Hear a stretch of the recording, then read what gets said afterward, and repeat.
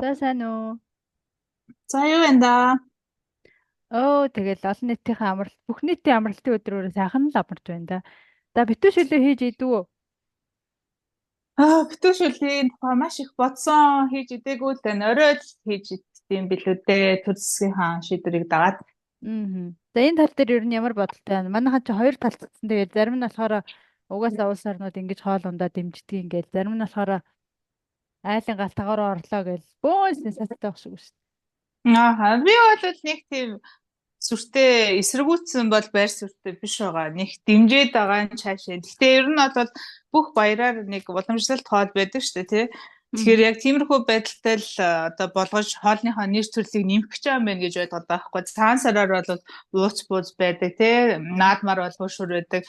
Тэгээд ингээд Монгол хоолны ерөнхийдөө нэр төрөл дуусчихж байгаа байхгүй тий. Яг хөө магчаан жидтэй. Аа. Тэгэхээр ингээд яг төр засгийн бодлохоор жоохон төрлийг нь олшруулаад тэгээд гадаад дотоодын аялал жуулчлалыг бас дэмжиж байгаа энэ нэг соёлын бодлого явагдаж байгаа болов уу гэж бодоод Аа. би бол нэг тийм амар эсэргүүцэхгүй байгаа. За Аа. чиний хувьд ямар бодолтой байгаа? Яг уу зүгээр яг тэгэж бодлого модлого гэж хүлээж авал бас нэг арай дээр сонсогдох юм байна. Гэтэ яг бас ингээд л амар захирамж махирамж гаргаад сургууль болгоныг баг гэртээ очиж тэр амрах өдрөө битүүшүүл хийх даалгавар өгснөө. За ямар битүүшүүл хийсэн гэ дараа нь даалгаврын шалгах бүр тэгэж амар нарийн орох бол хэрэггүй хаа. Одоо ингээд би бодохдоо бууз хуушур муушур бол э, яг ингээд за буузыг өстой цагаан сарын хоол болгочихъя гэж яг тэгж төр засгийн бодлого шийдвэрээр тэгэг байхаа. Тухайн амьдрах орчин нөхцөлдөө тааруулаад өвөл болдог баяр тэгэл хурдхан зочин ирэнгүүд хурдхан болох хамгийн амархан хоол бууз хөлдөөгөөд бэлдээ тавьчих болно. За 100 бол нөгөө халуунд газ шараад ичвэл нэг муудад зуудахгүй гэдгийг бодохоор яхахгүй хуушир байгаа.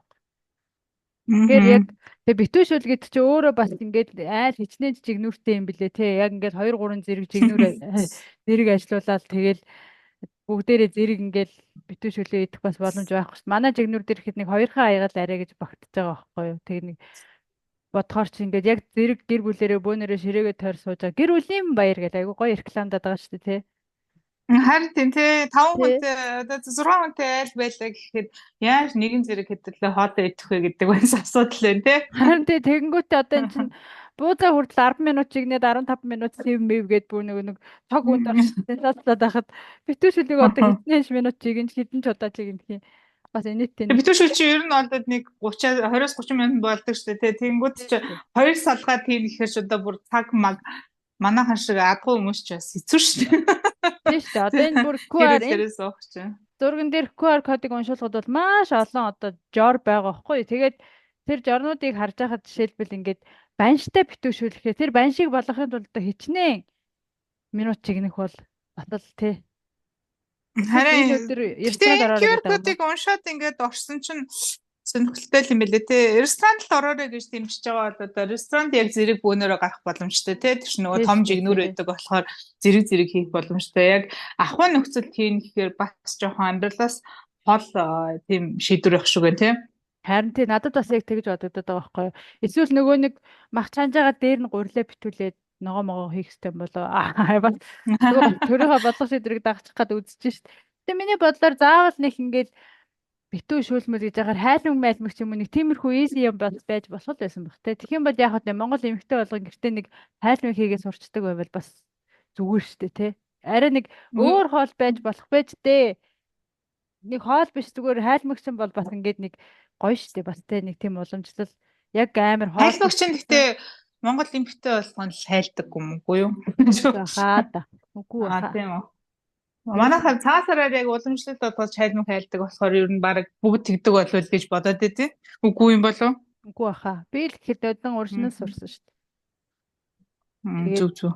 тийм тэгэхээр яг битүү шүл гэж жоохон арай жоохон амьдралгүй санагдсан болохоор зүгээр юм хайлмаг мэлмэг арай easy хөнгөн тэгээд нэг уламжлалт болгох боломжтой юм байвал арай гоё юм уу гэж бас бодлоо. Бас гоёор харах гэж үзэж Тийм. байна үзэж байна. Тийм ээ тийм. Тэгээ Манайх яг хоо өнөөдөр энэ шийдвэрийн дагуу ингээд хэлэхээр нэг битүүшүүлгээр нэг юм толгоонд орохын үед л орчлоо шүү тий. тэглээ тий хэдэн нэгэн цагт бол хийх л баг. Өнөөдөр Тэгээ бол нэг биш өдөр байна. болгон хийдэг хоол бол биш шүү дээ. Нэг ханаад минут түрхээр ч юм онцгой тохиол хүүхдүүдтэй за битүүршил хийж өгье гэдэг нэг жилдээ нэг хиймэл хийдэг хоол л доо. Танах хоёр нь хэрэг хийдэг вэ битүүршил? За би бол битүүшилүүдээ идээгүй мэдхгүй 7 8 жил болж байгаа хаа. Би ер нь бол хийдэггүй юм билээ энэ хоолыг. Энэний оронд үнэхээр гурлаа ингэж игэнж шүлтэй хоол хиймээр байгаа бол жигэнсэн гурилтай шүлч юм уу мэдхгүй. Эсвэл гурил жигэнсэх юм бол тэд нэг цөөвнөр л орчт юм даа 3 сарын 18 шиг. 3 сарын 18-ны хоол болгоцсон байдаг ш нэрээ цөөвнг. Тийм үү. За бас альбасаар болгочих болоход тийм тий. Харин тий 3 сарын 18 цөөвөн авлаа шүүгс. Одоо мартын хоол нь юу болох юм мэдэхгүй. Энэ ер нь бол ингээд бодлохоор яг битүүршил ямар нэгэн хоолыг ингэж уусан хэмжээний болгох ч миний бодлоор бас зүгээр хөөрхөн санаа тий. Дажгүй. Гэхдээ зүгээр бүр гэрийн даалгавар тэгвэл бид нар ямар социалист тус байгаа шүү дээ тий. Гэрийг нь шалгаж малгаад бүх боловсролын яамнаас гэрийн даалгаварт ингэж өгвөл гэртээ заавал идээрээ энэ гэдэг жоохон сонирн бол надад санагдаж байна. Тэгээ яг тэр нөгөө тушаал шийдвэр гэдэг дээр нь сургуулиуд одоо тийм даалгавар маалгавар хичээлээрээ юу нөлөөлөх энэ төр гэд бичсэн байгаа байхгүй юу? Тэрийг одоо яг солонгос ингээд хоолнууд чинь дэлхийд дахинд гарчлаа шүү дээ тий. Яг тэрүүн шиг ингээд соёлын бодлогоор хоолыг бас түгээн дэлгэрүүлээд түүнтэй холбоотойгоор аялал жуулчлалд бас хөгжиж байгаа гэж үзэж болох юм л да. Гэхдээ одоо эдгээр хоолнуудыг жишээ нь кинонд ч юм уу тий ингээд дэлгэрүүлэх тийм бодлого оруулсан дээр байхгүй. Одоо тэгэхэд манай кинон дээр бол яг хөө ингээл гэр бүлэрээ баяр тэмдэглэхээр пита авъя, чикен идэ гэдэг юм бүр ингээд айгу түгээмэл болсон тий. Зүгээр жирийн кинонууд дээр тэрний оронд яг хөө одоо хоолны тухай кино дэмждэг ч юм уу тий. Тэр одоо соёлын амар их мөнгө цэцүүлэх гэдэг байгаа шүү дээ. Соёлын ам сая бас хил ам төртөдсөн. Тэр мэргээрээ одоо ингэж дэмжлэг болох зүйл нь ийм мууганд байвал зүгээр юм шиг санагдаж байна. Тэгээд яг тэгээд шууд тушаал гаргаад одоо та нар ингэдэг гэхээ оронд тийм соёлын бодлогоор бас нөлөөлвөл хүнд хүрхэн арай юу шүү дээ. Яаж ч манайхан ч зөрүүд нэг тушаал гаргангууд бүр албаар ингэ зөрөөд байгаа байхгүй юу? Үгүй би тийм яг QR кодлоо навсан чинь би бүр айгу гайхлаа. Ийм олон төрлийн битүүршилний жор гаргацсан байгаад бас нэг төрлийн баярламар ч юм шиг санагдлаа. Одоо аялал жуулчлалын ингээл сизнэр ирэхээр манай Монгол хот ерөнхийдөө айгу тийм сонирхолтой биш байхгүй юу? Гурилтай шүлгээр зүгээр л ингээл магтаал сонгондоо байдаг те. Одоо бууз гэхээр яг нэг төрөлт байдаг. За боли гэхээр нэг веган бууз гэлтэй бацсан байдаг те. Тэнгүүд яг хөө ингээд нэг бодлогын чанартай энэ хоолны төрлийг ихсхийг ингүүд жишээ нь битүүршүүл амар олон төрөл гаргаад ирчихэж байгаа байхгүй. Тэгэхээр нэг төрлийн тэрийг нь харахад бол айгүй гоё сонирхолтой л харагдаж байна. Тийм тий. Гэхдээ яг ингээ гэр бүлийн хэмжээнд хийж идэг гэхээр манад үнэхээр жигнүр бас болохгүй байна. Харин тий. Яг жигнүрийн асуудал гараад байгаа байхгүй. Тэгэнгүүт тэр өдөр та нар ресторанд ороорой гэдэг байгаа чинь шиг тий нэг тэр байгаа байхгүй.